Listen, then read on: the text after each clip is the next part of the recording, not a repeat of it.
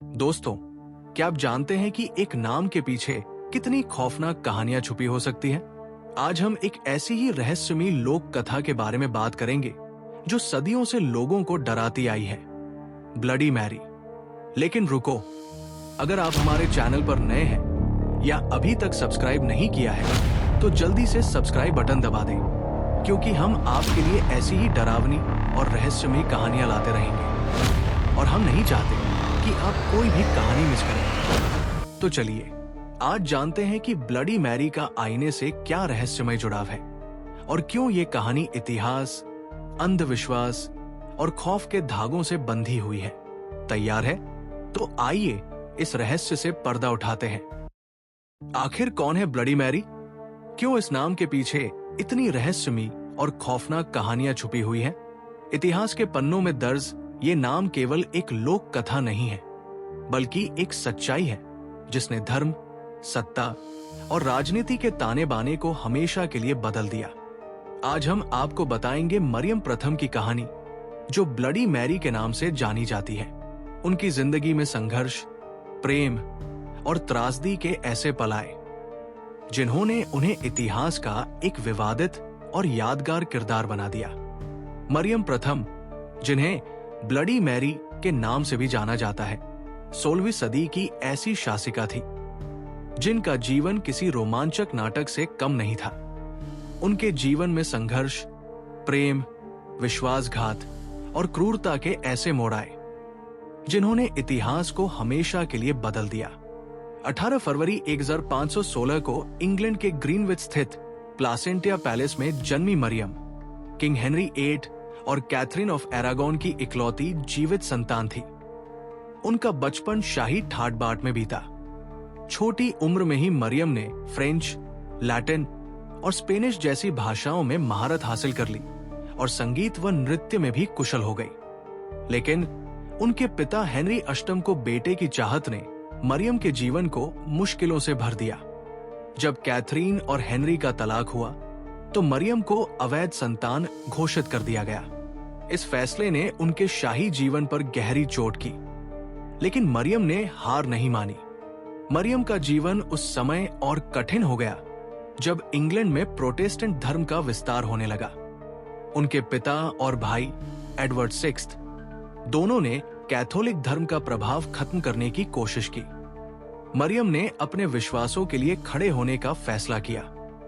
Edward की मृत्यु के बाद प्रोटेस्टेंट नेताओं ने मरियम को हटाकर लेडी जेन ग्रे को रानी बनाने का प्रयास किया, लेकिन मरियम ने ईस्ट एंग्लिया में अपने समर्थकों की एक सेना बनाई और मात्र 9 दिनों में लेडी जेन को हराकर इंग्लैंड की पहली क्वीन रेगनेंट बन गई।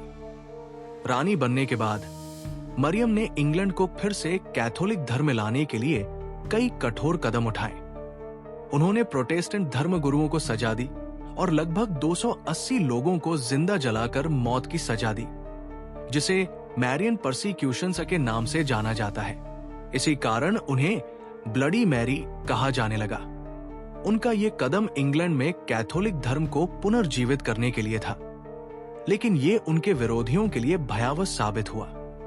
37 वर्ष की उम्र में मरियम ने स्पेन के प्रिंस फिलिप से शादी की। ये शादी एक राजनीतिक समझौता थी, लेकिन मरियम ने इस रिश्ते को अपने दिल से अपनाया। वो जल्द ही गर्भवती होने का भ्रम पाल बैठी, लेकिन ये सिर्फ एक झूठा संकेत था। मरियम की ये असफलता और उनके पति की इंग्लैंड से उदासीनता ने उन्हें गहरे दुख में डाल दिया। इस प्रेम कहानी का अंत उनके जीवन के अन्य पहलुओं की तरह ही त्रासदीपूर्ण रहा। 1558 में केवल 42 वर्ष की आयु में मरियम का निधन हो गया।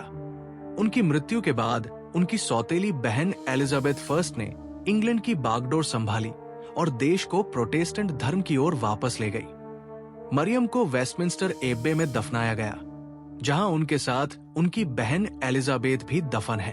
उनकी समाधि पर लिखा गया, हम दोनों बहनें यहां सोती हैं, पुनरुत्थान की आशा में। क्या मरियम प्रथम वाकई ब्लडी मैरी थी? मरियम का जीवन उनके विश्वासों और सच्चाई के लिए लड़ी गई लड़ाई की कहानी है। हालांकि उनकी छवि को उनके विरोधियों ने ब्लडी बना दिया, लेकिन उनकी कोशिशें उनके समय की राजनीतिक और धार्मिक जटिलताओं को दर्शाती है। ये कहानी हमें ये समझने का अवसर देती है कि इतिहास हमेशा उतना सरल नहीं होता जितना वह दिखता है। लेकिन ये इतिहास एक डरावनी लोक कथा कैसे बन गया? कहते हैं ब्लडी मैरी का नाम केवल इतिहास के पन्नों तक सीमित नहीं रहा।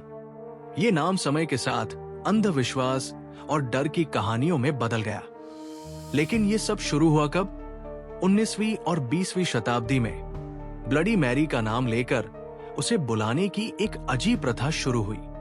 लोग कहते हैं अगर आप आधी रात को एक मोमबत्ती जलाकर अंधेरे में आईने के सामने खड़े होकर 3 बार ब्लडी मैरी का नाम लेंगे तो उसकी आत्मा प्रकट होगी। क्या यह सच है या सिर्फ एक मनगढ़ंत कहानी? अमेरिका और यूरोप में ये डराने वाले खेलों का हिस्सा बन गया।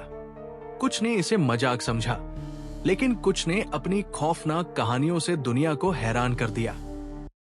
दोस्तों, बहुत सी घटनाएं हैं जो ब्लडी मैरी से जुड़ी हुई है और हर घटना किसी खौफनाक सच्चाई को उजागर करती है। हर बार जब कोई ब्लडी मैरी को बुलाता है तो कोई ना कोई रहस्य सामने आता है। आज हम आपको कुछ ऐसी घटनाएं बताएंगे जो हर किसी को डराने के लिए काफी है। अगली सुबह एक बच्ची ने अपने हाथों में गहरी खरोंचें पाई, जैसे किसी ने उसे चीर दिया हो। ये खरोंचें इतनी गहरी थी कि वो दर्द से कराह रही थी। क्या ये ब्लडी मैरी का निशान था? हम नहीं जानते, लेकिन वो बच्ची कभी वह चैलेंज नहीं दोहराई। भारत में एक लड़की ने भी ब्लडी मैरी का नाम लिया और कुछ दिनों बाद अजीब घटनाओं का सामना किया। वो कहती है कि उसके कमरे में रात में दरवाजे अपने आप खुलते थे और दीवारों पर खून के धब्बे दिखने लगे थे। एक रात उसने खुद को खून से सना हुआ पाया। वो डर के मारे चिल्लाई, लेकिन कमरे में कोई नहीं था। इसके बाद से वो लड़की मानसिक रूप से परेशान हो गई और इस घटना के बाद किसी ने भी उसकी मदद नहीं की। क्या ये ब्लडी मैरी का शाप था? ये सवाल आज भी अनुत्तरित है। एक महिला ने भी एक रात ब्लडी मैरी का नाम लेकर वीडियो रिकॉर्ड किया। वो अपने फोन के कैमरे से खुद को रिकॉर्ड कर रही थी, लेकिन अचानक जब उसने वीडियो को देखा तो उसने देखा कि आईने में उसकी परछाई के साथ एक और आकृति थी। एक घुमावदार धुंधली आकृति जो उसके साथ खड़ी थी। क्या ये आकृति ब्लडी मैरी थी या फिर उसकी मानसिक स्थिति ने उसे ये सब देखने पर मजबूर किया? इस वीडियो के बाद वो महिला कभी कैमरा लेकर अंधेरे में नहीं गई। आईने में ब्लडी मैरी को देखने का रहस्य क्या हो सकता है? वैज्ञानिक इसे ट्रोक्सलर इफेक्ट कहते हैं।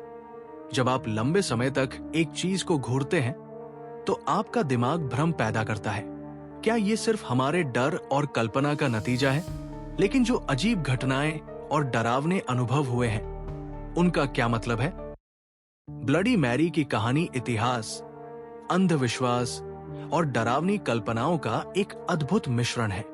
ये कहना मुश्किल है कि ये सिर्फ एक कहानी है या इसमें कोई सच्चाई भी है, लेकिन एक बात तय है, इस कहानी ने सदियों से लोगों को डराया और उनका ध्यान खींचा है। चाहे ये सच हो या झूठ, ब्लडी मैरी की कथा हमें ये सिखाती है कि डर सिर्फ हमारे दिमाग में होता है और कभी कभी हमारा अंधविश्वास उसे और भी खतरनाक बना देता है। तो दोस्तों, ये थी ब्लडी मैरी की खौफनाक और रहस्यमयी कहानी। अब आप क्या सोचते हैं? क्या ये सिर्फ एक अंधविश्वास है या सच में कोई आत्मा हमारे बीच मौजूद है? अगर आपको ये वीडियो पसंद आया हो तो कृपया इसे लाइक करें और हमारे चैनल को सब्सक्राइब करना न भूलें। हम और भी ऐसी डरावनी कहानियां और रहस्य लेकर आते रहेंगे। तो जुड़े रहें और डर के साथ हमसे जुड़े रहें।